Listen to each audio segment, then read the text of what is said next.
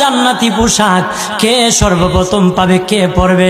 নবী বলেন, আয়েশা রে, জান্নাতি পোশাক সর্বপ্রথম আমি রাসূলুল্লাহ পাবো, কিন্তু আমি নবী সর্বপ্রথম পরব না। সর্বপ্রথম ইব্রাহিম খলিলুল্লাহকে জান্নাতি পোশাক পরানো হবে।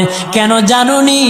ইব্রাহিম নবীকে নমরুদের আগুনে যখন ফেলে দেওয়া হয়েছিল, দুনিয়ার সব ছেড়ে দিয়েছিল, বাড়ি ছেড়ে দিয়েছিল, সম্পদ ছেড়ে দিয়েছিল, মা বাবা ছেড়ে দিয়েছিল, এমনকি গায়ের জামা যখন খুলে নেয়, ইব্রাহিম কয়েক কাপড় ছেড়ে দিতে পারি, আমার আসমানের মালিককে ছেড়ে দিতে পারি না।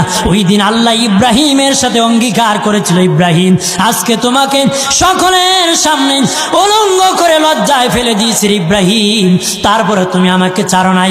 আমি কিয়ামতের দিন সকলের সামনে মুসলমান, বেঈমান, কাফের, নাস্তিক যারা তোমাকে উলঙ্গ করেছিল, তাদের সামনে আমি আল্লাহ আনুষ্ঠানিকভাবে তোমাকে কাপড় পরায়া দিব।